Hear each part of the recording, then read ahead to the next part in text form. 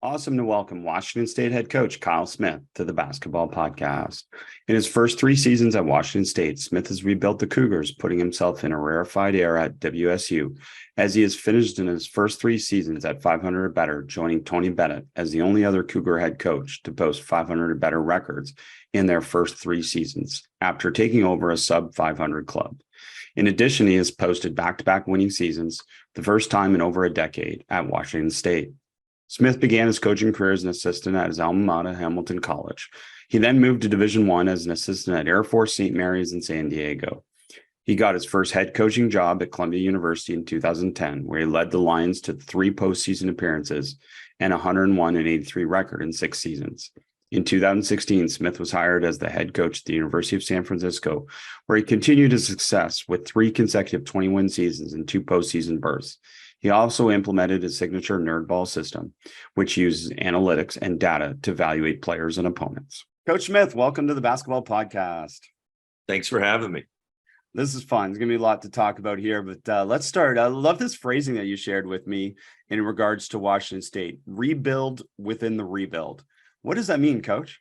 Well, it's a little bit, we've kind of done a nice job of getting our program relevant. I think when we came here 4 years ago, we were like 220th in the net, and we've gotten to be, top 50 once, and last year a little under that, but 2 NIT finishes, but the model's changed. I mean, we've gone through COVID, portal, and NIL. So I think that's obviously impacting everybody, and depending on resources, it's a whole new ball game, time management, coaching strategy, in the sense like how you're going to utilize your coaching staff. I think we're all working there. So for us, when we got here, the idea was let's talent acquisition. Let's get the best talent we can. We had no idea what we were doing. We're recruiting to a remote rural place, but our biggest selling point was Pac-12, high major basketball. Play against pros, play against NBA players. You want to be an NBA player. Here's opportunity, because our talent level was a little down, so it's like so we were able to attract some guys that I would say normally didn't necessarily make sense, or guys like that in the past, and they've been at Washington State. I think Washington State is always like, I'm looking at it, what Dick Bennett and Tony Bennett did, how they built it with kind of 3-star guys, however you want to say it, and they kind of grew together and got older and got better and had a program. And we kind of went the other way out, and we got an F.A. Abogidi, we got a Deshaun Jackson, we got a Muhammad Gay, and it's like you can't say no to those talents. They're really good, but do we have the infrastructure to sustain that, as far as where our resources? And we have a lot of good things, but I think with the new NIL, when I say resources and stuff like that, it's in guys not from the region. So it's like the rebuild, it got us to a certain point, but I think our brand is good. And I say, like, now we're able to catch the eye of the people that make more sense for Washington State. And I think what makes sense for Washington State is try to get the best players in the Pacific Northwest. For us, yes, that needs to be our base. There's a great and this applies to whoever's listening to podcasts, whatever you figure out what your culture is, and there is a great pride in Washington State alums, and we're remote, but everyone they bond because you're in this little pocket. So we have a brand in the Pacific Northwest, and now we've established self-credibility. Is that needs to be our rebuild within the rebuild? Is let's get the guys that we have. And I think we're 15-6 against Pacific Northwest teams. I like to drop that a lot. I love the coaches. So it's like, okay, that's our rebuild, and we got to build guys that we can grow with. We have resources. We just don't have what other programs have. So we got to build it with character, heart, guys that want to play in front of their families. Even though we don't have a huge population here, there's still enough of those guys. So that's kind of the mantra. How are we going to rebuild within the rebuild? Because the game has changed, and that simple portal, NIL, and the COVID thing still is impacted because you have, 400 more players that wouldn't be that have knocked out high school guys. So this portal, these older guys are very valuable. And I think I couldn't believe it. I was talking to the Hawaii coach, who's a good friend of mine. I think his point guard is in his 8th year. He's had like 3. He's had 3 injuries. I thought he was kidding. I think he's serious. I think he's trying for his 8th year, and he got it granted and everything. So it's a wild changes. It's a new normal, I know. And it's a fascinating way to look at it. And I love that. I shared some of the stats. Obviously, you were turning Washington State to a high level, and now it's to keep going up to another level. And that totally makes sense. Coach, do you like the phrasing nerdball? I'm fine with it. Yeah, Okay. everyone's where was I? I don't think they liked it when I came to Washington State. Maybe they did. I can't remember. I just remember the marketing people. It was a torn thing like we do, and I was like, it hasn't really stuck.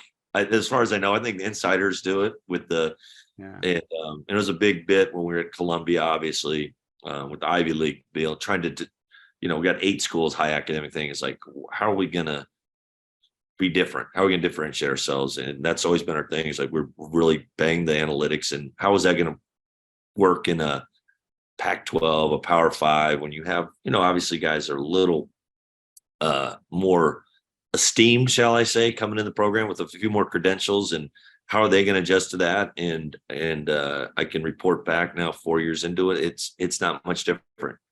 And, it's more the age of the kids that stays the same. 18 to 22-year-olds are in general pretty much but now some of our guys come with a few more coaches and other entities that have interest more in their careers, but it's still essentially the same. It strikes me, I mean, we're going to get into it a little bit deeper, but it strikes me based on what you just said that I would think a great player would embrace it because it would demonstrate how great they are. But I understand the psychology the other way, that there might be a little bit of fear that it's going to show some things that maybe they thought they were good at and they're not. Well, yeah, you're right on both counts. The really good attitude, good talent, it loves it. We call it the growth mindset guy, but you really don't know till you get them on your campus, to be honest, how everyone's kind of wired a little differently. And we were very fortunate, a guy like Muhammad Gay, who hadn't played a lot of basketball, but he's got a tremendous attitude, tremendous character, and he just embraced it. And I always call it's a little bit like paint by numbers. So it's for a basketball player, it's just so specific on that. But it's more getting them here and understanding that that you are putting something at risk a little bit. Like you want guys who are going to, obviously at this level, any level I've coached, some players going to want guarantees on minutes in that. And really what we're asking you is bet on yourself to be, put it out there. You're going to give us feedback where you're at and what you are. And it's based on merit, so it's this competition, this iron sharpens iron. So it is a little harder to attract a guy that's got some skin in the game or some credibility. So it's been for the have-not program where, hey, we're going to get guys that aren't that, under the radar, that have something to prove. And but like I said, we've been able to get some 4-star guys and highly touted guys that have embraced it and really improved themselves. So the downside, I'll just throw this in there, is that it really gives them ownership of their career and their ability. And it really attracts the guy that wants to bet on himself. And our guys leave early because I really think it helps that. And that's like, I gotta pump the brakes on that piece a little bit. I'd like to, because I think they've left, like Muhammad had to, he financially and everything he went 39th in the draft this year. Gosh, if I had 15 more games with him in 6 more months, I think he pops in comfortably in that top 20 in the draft. There's just a little bit he's left on the table, but he ended up in a really good spot. But it's like, I think it builds confidence. It builds like, hey, I can see the results every day, how I'm getting better, where I'm getting better. And then then it's applied in the games and that stuff. So long-winded answer, but there, you got it. We're going to keep talking about it, but I love this. Let's maybe just give us a brief understanding of where this use of data and analytics for you came from. Oh, that's great. I love it. So it came from really my high school coach, who's probably one of my biggest influences, Rick Shirley. He's the president of the Texas Association of Basketball Coaches. And what's unique down in Texas is that, pay the coaches pretty well, like the teaching jobs, teaching coach. And it's just a high premium on coaching. And I think I had this really special coach. And he also coached football, which they all do, at some level, lower level, high school. It's somebody going through there, you're going to coach multiple sports. So I think it's really influenced by football. And what he would do is amazing, because he was at every practice. He had 5 teams to coach, and like freshman A, freshman B, and he was kind of there, just a total junkie. but it did on the fly where we, what a lot of people do, like deflection, steals, block, charge, field goal attempts, and kind of had us competing through this little grid. And that was kind of like same idea. So that was kind of where the principles started. And then I went to college. Is completely different, really successful, different approach. And we were number 1 in the country, Division III. So I learned a lot, and Coach Murphy. But it really always kind of went back to Coach Shirley. I thought it was the best way to like hold guys accountable day in, day out. And one of my other mentors, Randy Bennett, who's head coach of St. Mary's, we worked together at San Diego. He's kind of got me in the business. And his dad was a longtime junior college and high school coach. Did the same thing. Really had the same metric, not necessarily perfectly, but same idea, same principle. So we kind of were like-minded on that. We're both assistants, and I always tried to push it. But head coach Hank Egan was like, you have to do it every day. I didn't feel comfortable doing it. And I totally get it. That's why I don't mind sharing it. It's really puts you as a head coach. Everyone wants to know and say, like, go. It's hard for me every year. It's hard for me to like go against my biases. And that's what I said. This makes levels the playing field, makes everything equitable, opportunity equitable. And then some, there's always going to be one guy that doesn't perform up to standards. There's going to be one guy you didn't expect, at least minimum. Then you're like, you have to reward both ends. You have to limit one and you have to reward the other one and see how it turns out. So that's where it started. And then one year, Randy had left San Diego. I was left behind. I don't think we had a starter over 6'7", and we were terrified. And Brad Hall's head coach, I said, we're worried we weren't going to be able to get a rebound. I said, let's try this. So we did. And I stole a little bit from the Knicks when Jeff Van Gundy was there. I think Pat Riley, they had their rebounding stats, and I picked up on it. And I said, so I said, let's start our 5 best rebounders at the beginning of the season. Let's just have them compete. So we know it's the emphasis. We set it every day. And we ended up being top 30 in the country rebounding. And we were small. We were like a +6 margin. And it was totally, I was like, and then we kind of dawned on us like, we might be onto something. How can we apply this to other aspects? And eventually we now built it out to 50 stats in pretty much every aspect of basketball and we're always adding and maneuvering a little bit, trying to improve it year over year. But that's and then when we got to St. Mary's, Randy and I got back together, and we didn't do it our first year, but it was about the second year we went in and we had dramatic result and proofs in the pudding. He's been doing it for 23 years, and their edges are so sharp, especially as you see what program that matures and the guys go through it. Those older guys are just so tough. They're just so gritty. It really improved. And I also want to call it the grit chart, where the hustle stats is. And I read the book Grit, and I said, oh, this just confirms everything we've been doing for that. So that's the genesis, and that's kind of made a career on it. And we Nerdball, and actually part of it in there, I realized when I read Moneyball that we were in essence doing the same thing with basketball. Love it. And a lot of my exposure to this was through Moneyball, obviously Dean Oliver's early work, and Anson Dorrance, the competitive cauldron type stuff. And I'll say, from trying some of this stuff later in my coaching career, one of the things that really stood out to me, which I know you've got to another level, is this concept of removing any type of bias when you make decisions as a coach when it comes to playing time and rotations. So I want you to talk about that, but also removing yelling. Right? Like, it really does help you yell less, doesn't it, at players, because everything comes back to a stat. And I really like that it reduced my voice. Yeah, I don't know if my players agree to that. I've been kind of chewing on. There's always a balance, coach. No. I've been chewing on this summer because I was like, we got our conditioning and stuff like that. But that's more like because I'm kind of I'll just off tangent a little bit, because I think like every year is gonna be, you got new faces every year. It's more junior college like. And so I'm like trying to get us sped up to speeding up the process. But I agree. It's just, and really when I was at Columbia, you had 2 hours probably. It may be a little change, and so it's like, you got to be efficient with your time. And we just don't have enough time to stop each possession and teach. Everyone learns differently.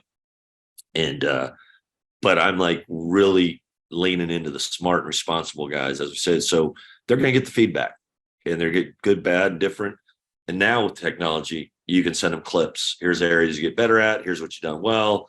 Reinforce it. So the more analytical the player is and more willing they're put the time outside of the practice time, the more stuff we get done. Simple as that. And it is more objective. It is more, it has made me more even keel. Like it'll come out in the wash. The downside is then to practice sometimes like, hey man, Johnny, you had an awesome practice. And then you're like, you look at the film like, ugh. He did that. I was like, because I don't think the naked eye can catch everything. We're all in bias. And I have my associate head coach is incredibly analytic, but he calls it probably not appropriate, hillbilly analytics. He's a rural guy. And he's like, he does all stuff. And I was like, but he's really passionate. And I was like, pump the brakes, man. We got to look at the film a little bit, but it's within reason. But every once in a while, that's the only downside. But it's still coaching.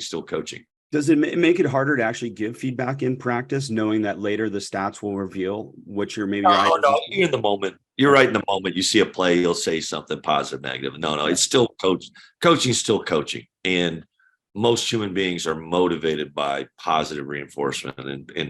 And we all get our juice from that. And that's the downside of sometimes we can get too locked into it, especially when I was at Columbia. I mean, those guys were so locked in their daily schedule. They're working so hard. And I realized after about a year, and we just hit it, it's like another class for them. They're punching like it's an engineering class. I said, you know what? This has to be something special and more. I had to reach into their emotions a little more. So I'd take, only had 2 hours of practice, maybe 2:15. I'd take the first 10 minutes to really talk to them and engage them and give them the why. Those guys want to know the why.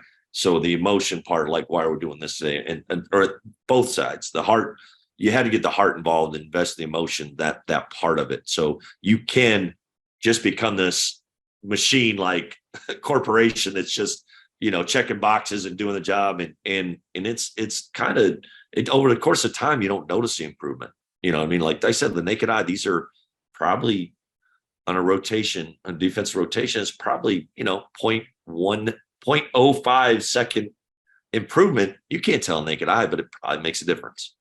Guys are going to make that play every time. This is the repetition of seeing recognizing the situation, making the adjustment, getting rewarded for it over time. I think those habits become second nature and they end up doing it. And you can become a little machine-like, which is great if you can, but you want to have the joy. You don't want to steal the joy, rob the joy of the process and being a team and what really hopefully brought you to playing basketball, that camaraderie, the accomplishing things together. Well, I was going to ask you about that, balancing the human component, because you are coaching humans and the data tends to obviously treat them more like robots in a sense, but that's where your personality and where your coaching and all those other things come into play, don't they? Yeah, absolutely. I like to think I have fun. I don't know I need to probably get more feedback from our players, but off the court, I think I can be pretty fun and probably too sarcastic, but we have fun. We give each other a hard time. Same with I enjoy being around my coaching staff. I like being around people. And I think it's a little bit I've used that. I think John Wooden said, like, the best thing a father can do is love is the mother of his kids, or whatever that way. Express that. And the same thing with our coaching staff. I think if we get along and we're connected and we're enjoying each other, I think that's a good role modeling for our players. And so, and I kind of look at it this way. It's all I know. I mean, I've been on a team since I was 9. Every year, it's part of who I am. It's going to be hopefully who I am till they stick me in the dirt, that I just associated with the team in some way, because it's just gives me meaning, gives everyone a little purpose, just that camaraderie. Like, I think everyone does want to be part of something bigger than themselves, and it gives you a little more purpose. So I think those are the essence of why we do it. And this, you can get, and the competitive nature, you get lost in analytics, and like, we need to prove, we need to be, you're working on being 1 or 2%. When the program really matures, you're working on being 1 or 2% better, which results in maybe one more win a year. Like, you're making that grind and trying to punch through. But the reality, you can't lose sight of this. We always talk about it's for still college basketball. It's all I know. It's this journey from adolescence to young adulthood. And I know these guys because I've been around 18-year-olds since I was 18. They make mistakes, the whole bit. So getting in the foxhole with them and riding it out is a big part of the process. Well, it's this mindset training. And that's one of the things I share is, like, playing basketball in practice develops mindset more than anything you can possibly do in a drill. And I would imagine this applies to your data-driven approach as well, is that players, like, for example, I think it was 6 for a turnover and 4 for an assist, right? -6 for a turnover and only 4 for an assist. So right away, you're working on them being present focused, working on them coping, working on them being uncomfortable and finding comfort again, struggling and reaching. All this mindset training just gets shaped so well when you have this data, doesn't it? Absolutely. And anyone that's in that sphere of studying, I wouldn't say I'm super well. I've read enough of it, but like I got to be guard against being fixed mindset myself with a fixed mindset kid, because there are kids that'll see the results and they'll be fixed mindset and they're like, I'm no good or whatever, like I'm down the bottom. I'm like, and then my side is like, no, I've got to coach them out of that and learn how to deal with that data, deal with that, how we're going to improve. So it's a unique challenge that way. And it is basically explaining that the data isn't fixed either. It can change. And then Absolutely. showing them examples of players who have changed the data. 100%. We do it. I like to say I got 23 years of data on hand. So for like, I'll use pros. Here's what Matthew Dellavedova did back at St. Mary's. Here's what Patty Mills. The numbers are changed a little bit, but you can see the improvement and growth. Like no one knows that Patty Mills barely beat out Mickey McConnell to start as a freshman. He's in his 13th year as an NBA player. And it's like, you know what? Mickey McConnell went on when Patty went to the pros. Mickey McConnell became player of the year in the league. So it's like at the time, but there was no deal, but so we can compare year over year. It's really good to see your self improvement. Where really their sophomore year is really when you look back 12 months ago and they can see how much they've improved in shooting numbers. Like it's not just in the practice of like we have a lot of shooting drills. You can see that improvement. I just think seeing the reps helps, like just how many days of input. That's huge. Seeing your conditioning times better. I think that's really important. That's part of the analytics and sense that like, hey, want to see how much improvement in that growth gives them confidence alone. But the initial shock of a lot of them will be overwhelmed depending what program that they come from. And it's like, you're going to hit the wall at some point in life. Some of them hit it in ninth grade. Like I like to say, I knew I was going to be a coach because I hit it in eighth grade. It's like I was quickly looking around in ninth grade, like, how am I going to impact this thing? Well, this playing varsity was going to be somehow I made it to college and played, but just playing varsity was a big deal for me. So I kind of knew what I had to do. And same idea, guys come in here. It's like everyone's expectations probably a little higher. They're really good high school players or really wherever they came from. And it's like only 5 are going to start. There's 13 on scholarship, so it's adjusting and recalibrating that and then seeing like, well, here's where you are. Here's where you can be. And like I said, the paint by numbers or step by step and treating it like a classroom. We give them goals. Like every Monday, it'll be like some guys 1 goal this week. Get your block out to miss block out ratio right. That'll help everything, and some guys can handle 2 or whatever it is. And it's always about improvement and AFI, areas for improvement. I love that. I love that you connect that to goals and, obviously showing improvement and the possibility for improvement. That's got to be one of the main parts of it. Sorry, go ahead. Well, I was just saying, ironically, everyone asks what our goals are. And the older I've gotten, the less goal focused I've been. It's daily. It really is process driven. It is really daily improvement. And the results do take care of themselves. I tend to believe it. I'm pushing a little bit because it's going on our 5th year. And even though we've got a lot of new faces, I think our talent's good. I mean, I don't think the outside world will, but I've seen it. I'm just gauging watching them practice. I'm like, let's punch through here. The NCAA tournament would be where we need to be, where that's a good goal. But I reemphasize it's the daily improvement. It's what you bring to the table every day, and that gives itself a chance. It's not magic. Love it. And you mentioned 50 categories. We don't have time to go through all of them necessarily, but let's start with how do you collect and analyze the data? Because I was reading this, and this is not some fancy system, is it? You're actually watching the video. No, it's important. I think it's really important that we do, because this is part for coaches listening in. We watch it as a staff together. One guy will have the offense, one guy defense, one the rebounding, and I'm kind of the judge or whatever. And because it does get heated in there sometimes, which is silly, over because it's one play and because we all have our biases. Certain guys recruited certain guys, and they don't. I'm like, just be firm. Let's be firm with all of them. Let's be firm. Let's be really stringent. I think the better our team will be if we're really hard on them, as opposed to feeling, you want this guy's trying, but he's not getting the job done. Now, to counter that, and this is a psychological thing, I hate it when guys, they can go negative on a day. And I don't like them to see the negative, because the effort might be good and you still might be negative. So like trying to get the point values where everything's at least positive, like so you can see growth. Like obviously negative is like, I went backwards, and like, yeah, you kind of were murdering us. You kind of were hurting us. So we watched it as a staff. It takes about, it sounds like a lot of work, but as you get going, so we'll practice 2.5 hours early in the year, probably down to 2. Say we're live 5-on-5 stuff, 45 minutes, or maybe that'd be a lot for an hour. It's usually a 1-to-1 ratio. Early in the year, we're doing more. So if it's an hour worth of scrimmage, it takes us about an hour to get through it as a staff on that stuff. Just fast forward and whatever, and really just manually punch it out, and then we tabulate, and then we have someone puts it in an Excel spreadsheet, and it's spits out the numbers. It's not magic. It's basically winning plays minus non-winning plays, to use a euphemism, divided by possessions, and that's your number, but everything has a little value. So it just really keeps no one knows their team better than us. And probably one of the downsides, I think we get our best team out there pretty early, and having some emerging talent late in the season is tricky, because I like to think we have some talented guys. And we will have some younger talented guys. Your hope coming on late, man, it's almost like next year. So there's a little bit, because I think a little bit is the normal process is you're a little off, and then guys get better. If you're not, we get it usually have it pretty good on who's really trying to do what we're asking pretty early. And when we return a lot, we're usually really good early. That's been my experience in certain teams to keep it. So you're evaluating 5-on-5 or 4-on-4, 3-on-3. Is that mainly offense versus defense?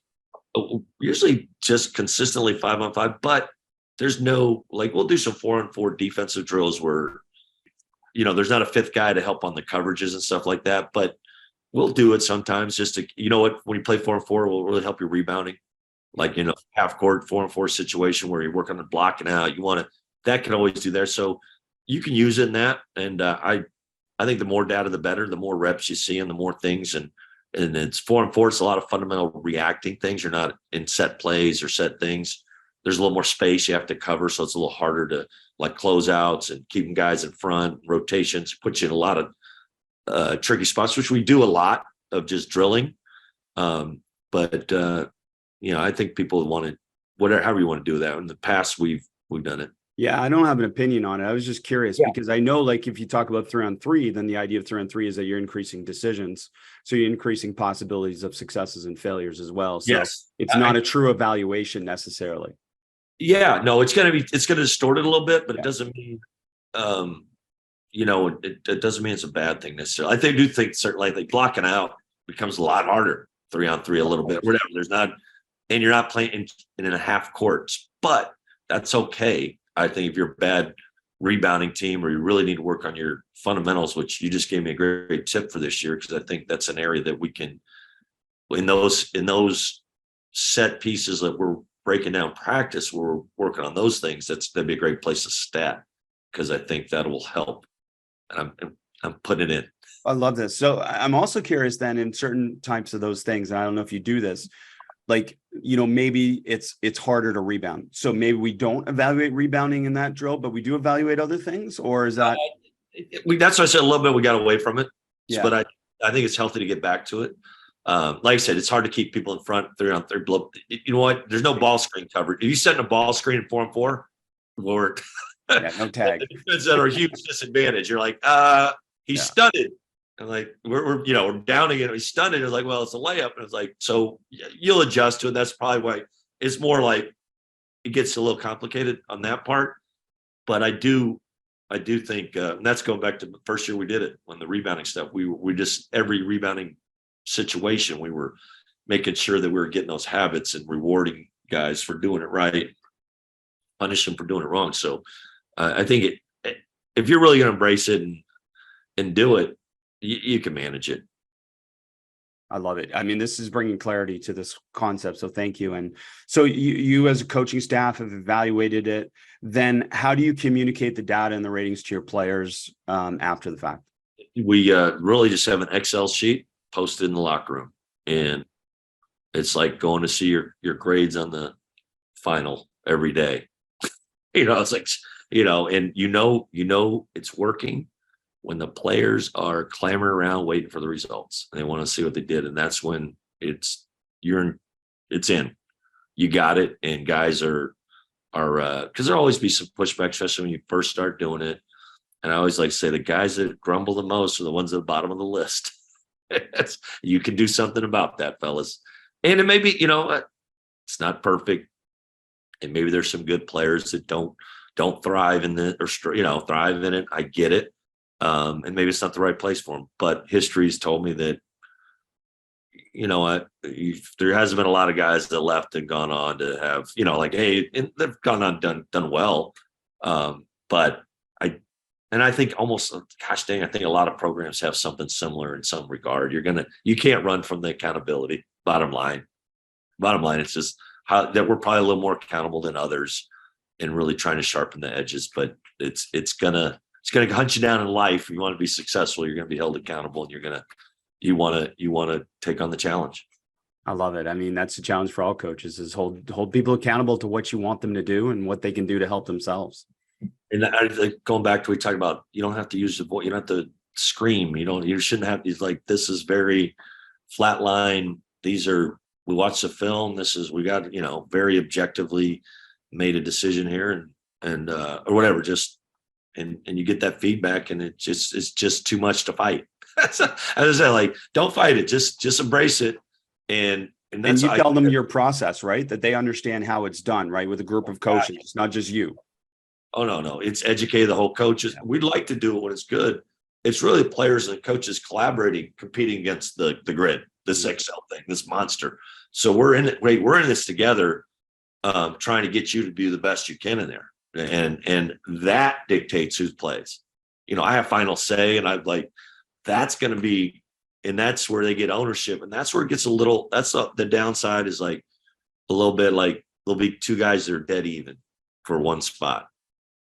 Can't split the baby necessarily, and I got to make a choice, and it might be, hey, this guy's getting 30 minutes and you're whatever. And I'd have to say, like, you know what? I got to go.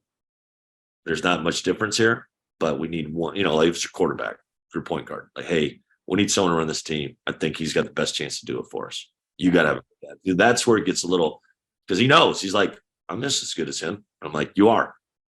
And it's just still got to make a choice. Hard. Yeah, that's the hard part. Like, and I think we might have that problem. I think we got good depth this year, so it's like, I'm not, you play 10 guys early, a little bit. It's gonna be 8, and it'll get down to 8, 7 most likely. And some guys, it's just what it is. But 9 and 10 got to be ready to jump in there. But I think we'll have one. That's a good thing. Better to have more than less. But managing that's the tricky part, because I think there's like 3 guys. I got 3 guys in my mind, like 3, one of them's going to play a lot, one of them play a little, one's probably not going to play, and they're all within you can make an argument for any of them, I think, to get that majority of those minutes. So we'll see how it shakes out. Have you ever had players watch the process where you bring them in and they get to watch it? We make them do it themselves sometimes. Yeah, I was going to say, okay. Yeah. Owners will do it and let empathy and empathy are very different, aren't they? Yeah. It's like, hey, no one's here trying to screw you. Yeah. And it becomes, and that's the hard part too. It's like, you kind of want, oh man, we got to shave. I've been there. I was there when I won't name names, but I remember, like, hey, we can't have this guy not start. So we better think about this. Was before I was head coach. So I better think about what you're saying. I said, the players will see through it. We have to stay. And that's my out. And I hope my players don't watch it. My out is this, not in a bad way. We go for 5 weeks, and whoever top 5 guys at first, we like to do 2 scrimmages. You're going to start that scrimmage, and then you got to produce in games, and then we'll scrimmage usually 1 or 2 weeks later, and we'll start, still kind of stay with who's there, and then we'll play a first game. And usually, if you do it for 5 weeks, you're in there, do it that. But there's been situations where that guy, it's usually sometimes a young guy might beat out an older guy. And he's just not quite ready, but he's still in the mix. He's proven himself, and then whatever. There's just things that, and the one that comes to mind is like Jamari Bouye and Frankie Ferrari had 2 ridiculous point guards at San Francisco, and Frankie was the returner. And Jamari just kind of went by him as a freshman. And I was like, oh, I got to put him in there.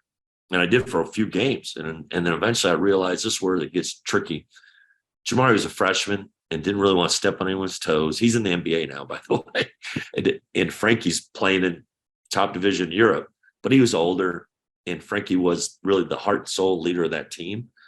And until I flipped that back, then we took off. And it was more of the leadership piece and maturity and experience at that point in time, even though Jamari was a better defender and maybe a little more talented at other things, it was best for our team to get that flip back or whatever. Like, no, this is Frankie's team.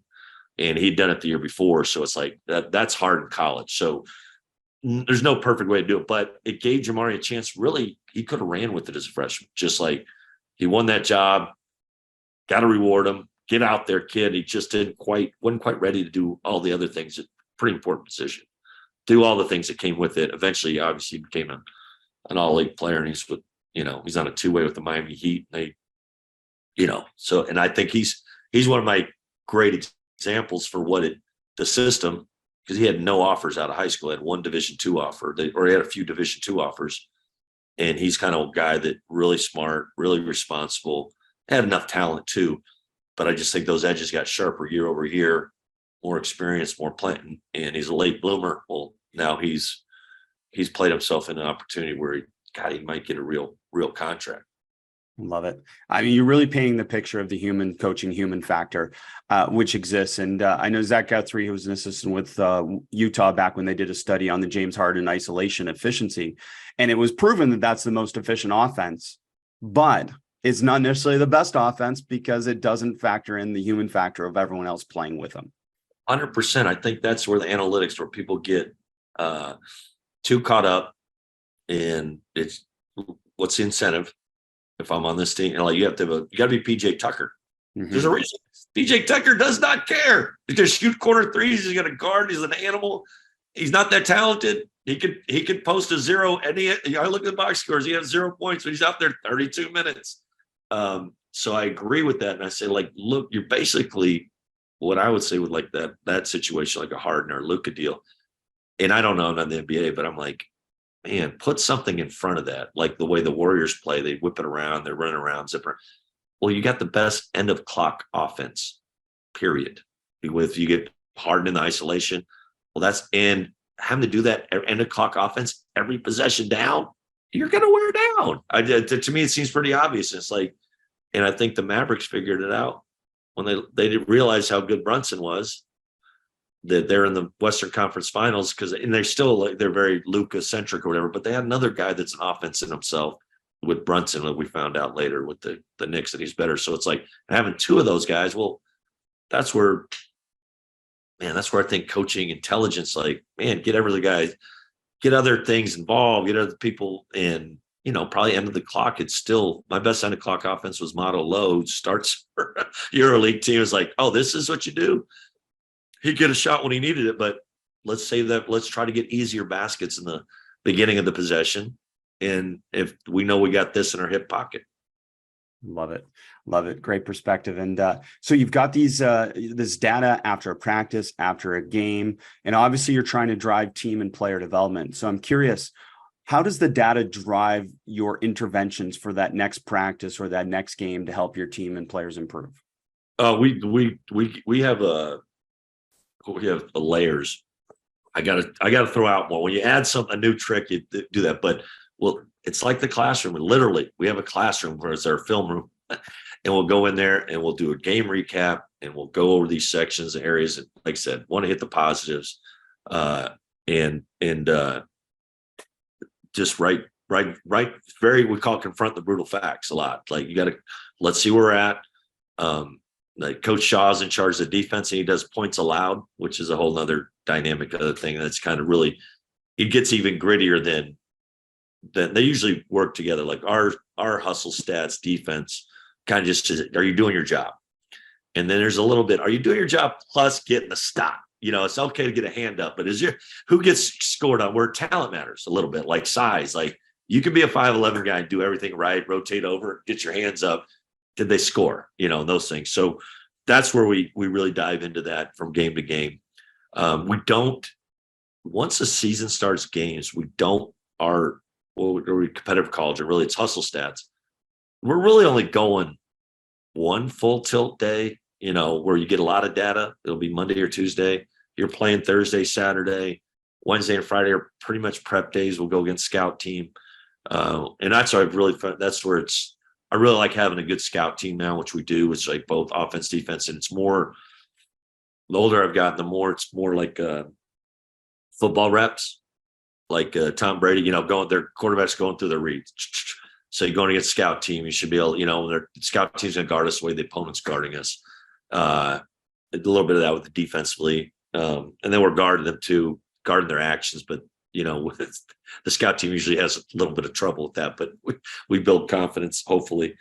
So it's not as much in the season. It's not but more game back. You get the game feedback, how you performed with your hustle stats and that stuff. And I've actually gotten big and probably should be, your team should know, I really study the group data. And a lot of people don't think plus minus is big. And I don't know if there's anything bigger than plus minus. Like, how are you impacting but it's only going to give you, plus minus only give you the outliers. Are you talking about lineup efficiency specifically? Just simple plus minus. Yeah. I think one game's going to could be a little, not enough data sample, but I'm thinking over 5-10 games, I'm like, you'll get outliers. Who's on the floor, off the floor, who's murdering you, who's out there that you like that's hurting us somehow. And then there's guys that we can't take off the floor. And I believe in that. I really do think that starts to shape our lineup as we get deeper in the season a little bit. And we'll share that too. And sometimes you'll have a good talent, like TJ Bamba was our leading scorer last year. But his on-floor, off-floor stuff was even. And I think it was more a function of these just played too many minutes. Well, you're going to be more towards the median anyway, probably, if you played a lot of minutes. So that's where it's a little, but I'm like, that means you probably need to rest more, because he probably is getting in situations where fatigue, and we just felt we got a little addiction to it. Like, that's where you're biased. Like, hey man, I got to get him more rest, so he's a better player a little bit. That makes sense. Yeah, it makes sense. And I love this, Coach. Thanks for sharing this depth of this. Like, going into this season, you're deciding what to run, what system to play on defense, etc. How much is that driven by some of the data from the past year and your returning players and future players versus your experience and your gut as a coach? You know what? It's more personnel driven. Yeah. It's the defense can stay similarly. Our fundamental defense is just, I'd say it's not as complicated. I mean, there's just defense. You can say that here, Coach. I mean, some of us make it pretty complicated over an hour podcast, but it's pretty simple, isn't it? I mean, it's hard to do. Yeah. And it takes a lot of heart, and you got to do things over and over. The repetition, having the mental and physical discipline to do things every time. And depending on your personnel, like, we're going to be longer and bigger up front. So we won't force as many turnovers, but we should be much better on the defensive glass. We're much better rim protection. It should be harder to score on in a half court. So I kind of know what we're going to look like defensively. And we got a little better ball pressure at the point. I think those are two most important things: be able to stop the ball and protect the rim. And everything in between is, great. It's bonus if you got good defenders. But you got to be able to do those things. You can't just be driving the ball in the paint all night. You're going to be no good. And they can't just shoot layups all day. And we were struggled a little there last year. And then offensively, I thought we finally flipped the corner, because I'd like to be 4 out, 5 out, kind of NBA package, more, the delay that they run. It's fun. And that takes you back to Columbia and Air Force and running stuff like that. And, which is funny, the NBA, I don't really know, they know it, how much they've stolen from Princeton, just kind of their principles with all the 5 out stuff. But looking at our team, I'm like, oh, darn it. I think 3 of our best talents are bigs. Ruben Chinyelu, Oscar Clough, and Isaac Jones. So I'm like, all right, I got to keep 2 of those on the floor a lot. So we'll probably be more, that's what's in, like, our offensive scheme stuff.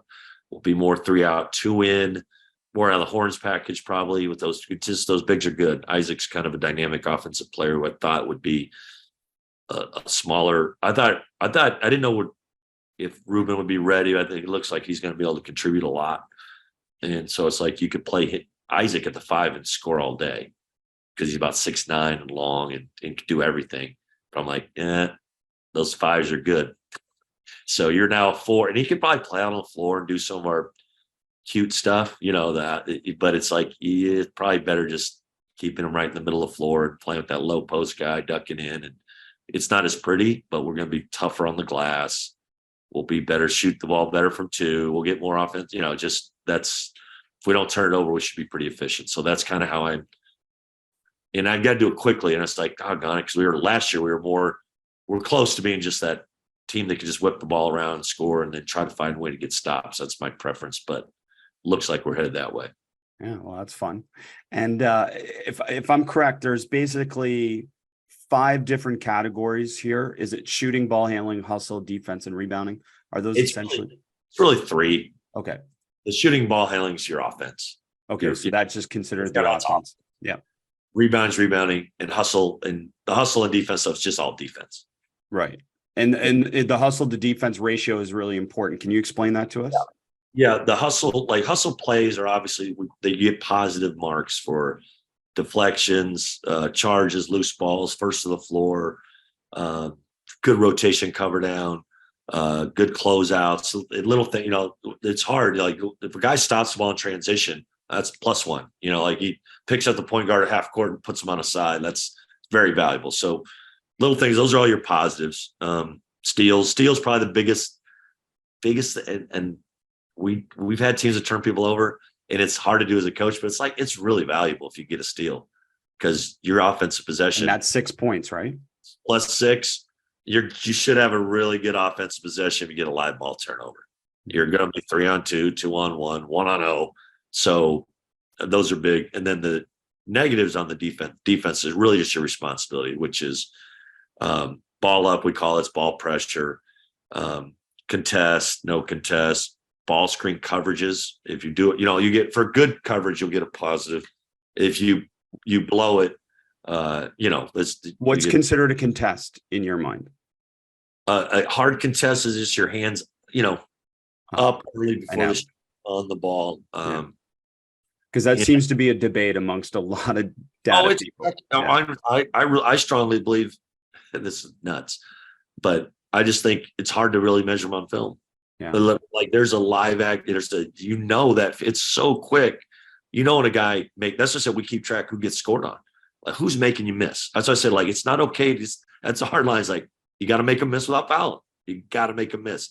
But the idea of if you're like, I did my job, I got my hand up there. It's like, you got to do more. You just got to be competitive enough. Like, I'm not letting this guy score on me. So yeah, those things, rotation cover downs. And then I haven't gone in the weeds here, but you really should probably track how many, when a ball screen happens, how many times you were in that ball screen and how many times you're successful at guarding it the right way versus breaking it down. That's the ratio you need, because obviously your point guard is going to be in that situation more often than other guys. So you need to know, like, hey, John's in this situation. He doesn't get hit very often because he's never in that situation. We're in a game and we're playing Gonzaga, who runs, their ball screen motion. All 3 guys can run that. We're getting murdered, So that's really getting the weeds, where if the NBA ever wants to hire me when I'm done, like I could really, and that's why I always pitch those guys. I said, look, hold a spot for me, because I think I'm the guy that can straddle the management and coaching. I think the coaches will trust me. I'll get what management wants, because they're at odds. They want their guys to succeed. And I'm like, coaches want to win. They're not trying to play guys. They're not playing your guys out of spite. They really want to win. And I just think there's a way to communicate that through basically numbers, through, quality and quantitatively looking at it to, like, hey, and I think that, I don't know how much they do that in the NBA. I'm sure some people are more. I know a few coaches in the NBA have a coach who is their data person, who only communicates data to them because they're a former coach. They understand the data. So they liaison between the two, so that the coach doesn't get the geek version. They get the basketball interpreter. Yeah. No, it totally makes sense, coach. You'd be brilliant. That's why I said, like, I really think it helped, because I think certainly, I know as a head coach too, you're going to be resistant to some management dude that some graduate from Penn, Wharton Business School is telling you how to coach. And you're like, get the hell out of here. Because there's a lot more to it. It's not just as simple as that. And then they're close to management. They're banging their hand on the fist, like, no, we need to be playing such and such. It's like, it's more nuance than that, man. And but to educate both sides of that, I said that's where I'm. I said that's where I think it just been doing it. I said that's kind of where you get the whole group understanding what we're trying to accomplish, and this is what it is, and everyone can do that. When you're ready, Coach, we got you a job just from this podcast. Don't worry, someone will get you just from the podcast. But yeah, just a quick thing, because we're on this track kind of in this way. So. For example, 6 points for a steal, and I believe it's 4 for an offensive rebound. But what if your system is not, let's say you're playing pack line and you don't send any of the offensive boards? No, you won't get many +4s. Right. So it still comes back to what you emphasize as a coach. Yeah. And that's, you know what, the rebounding thing is so personnel driven, man. It really is. And that's why that's why I said, like, the shapes of guys, almost when I talk about, like, when you ask me about, like, how do you put your team together? Well, you know, there's certain guys that aren't really designed to block out well, like F.A. Abugidi. He would block out and all that, but he was 6'9", 210 pounds, ridiculous rebounder. He still stayed out well rebounding, but he didn't hit guys off. He's so quick to the ball. And then you got your guys that don't get a lot of rebounds, but they clear out space. And they get rewarded for getting blocked, making contact all the time. And they're important too. We didn't have that last year. We lost to Sean Jackson before the year, who was 6'10", 255, maybe 260, and long. And he just cleared out space. And those are important. So it's like trying to sort out those different pieces and how everyone plays a little differently. And there's probably like 9 positions, if that makes sense. Like I see like a combo guard, combo forward, a power forward, a stretch forward. And then I call it the 6, the stone center. The 6 is closer to a 5 than a 4. He's around the rim. That's end of story. So we have those kind of things. Well, I had this conversation with some NBA staff at Summer League. It was about the tagging up system. Aaron Fern sent everyone to the offensive boards, great transition system. And their analytics department did a whole study, and everyone, including the coaches, concluded this is the best thing to do analytically, but they're not doing it because it's not the best thing to do for your best players. And that's what drives it. Yeah. So all 5 players go to the boards. Well, here's the fault. The NBA is such a copycat league. It drives me nuts. That's why I respect the Warriors so much, because they really do play incredibly differently. They have good players on that, but I think they got a little screwed up the other way. They're playing so small in the playoffs. It's like, come on, man. I mean, I believe in playing small, but this is absurd. But the idea is, like, they all punt on offensive rebounding, like, because that's what you're supposed to do. I'm like, no, hell no. Offensive rebound is one of the best things you can do in basketball. Gives you another possession. That's our big part of our deal. Is anytime you get us a possession, it's worth 1.1 points.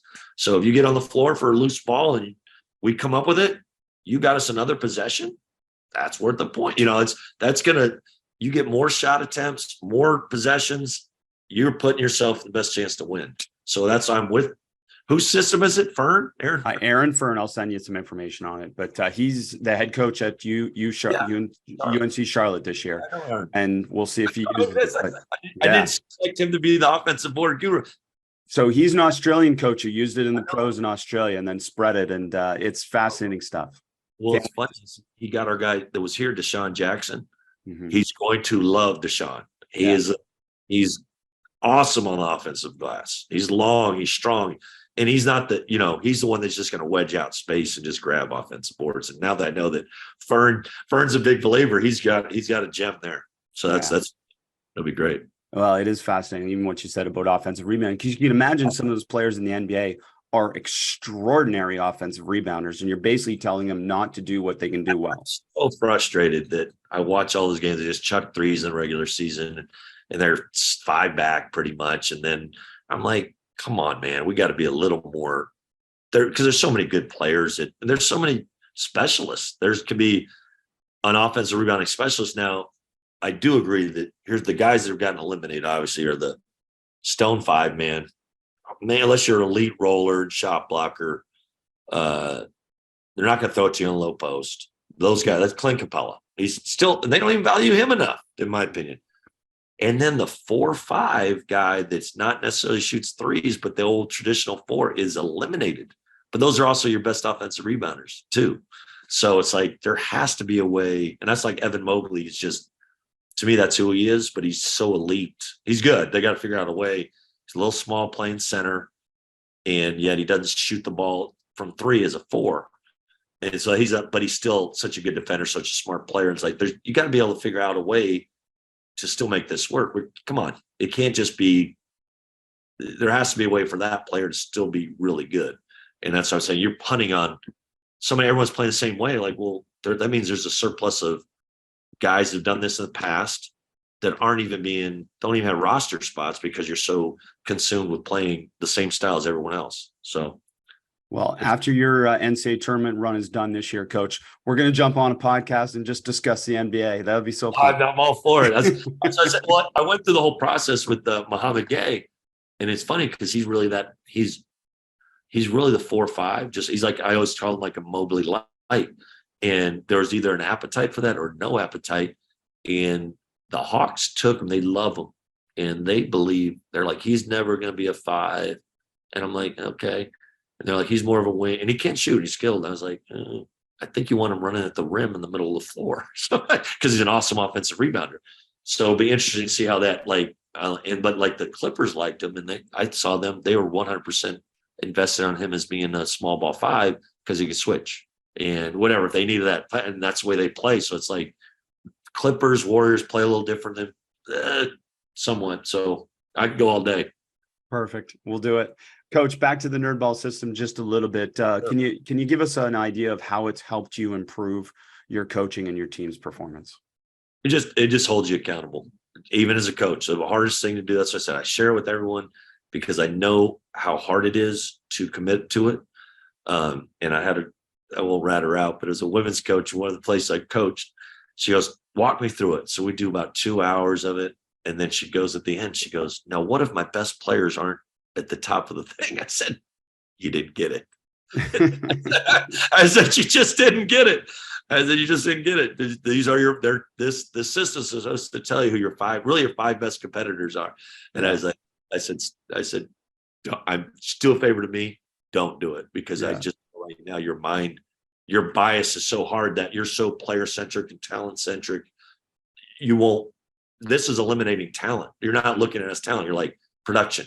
Who's producing out there? Who's doing what we asked? So that's a part and that's kind of where, to be honest, I had to achieve. We don't like to use overachieve. I had to achieve to with coaching. It took me 13 interviews to get a head coaching job offer. I had to, and I've always tried to bite off more. Because, I wanted to play at the highest level, compete at the highest level. So I think it just factors who's really doing the work, who's getting the work done. And not losing sight of that, that's where it's helped me as a coach. I think people naturally that's what they want, I think. And then when you have a little individual talent and you have a little leverage and you don't know how to handle success, you'll try to drag it your way as a player. And it's like, no, come on, let's do the things that everyone else is doing too. And that makes us good. I love that. And, for coaches, say it's a high school coach, a college coach wants to adapt the system. Is there any recommendations? Is it like drip it in or is it just go all in? It depends what kind of resources you have to deal with it. The one thing you have to do is if you're going to do it, you got to do it every day. You can't half-ass it, that part. So that's why I say drip it in. If you can only say you don't have the time to do, if you're a high school coach, you may not have the time to go home and watch the film and stat it out. You might not have personnel. Well, maybe you have managers there that can chart things live. And it won't be as accurate. It won't be, but it's something. But bottom line is, in whatever you're doing, if you're publishing it and sharing with them, they're going to see what you emphasize. So if it's taking charges or whatever, and those guys, that's worth that. Well, naturally, you'll have guys competing to do that. So I think not as much.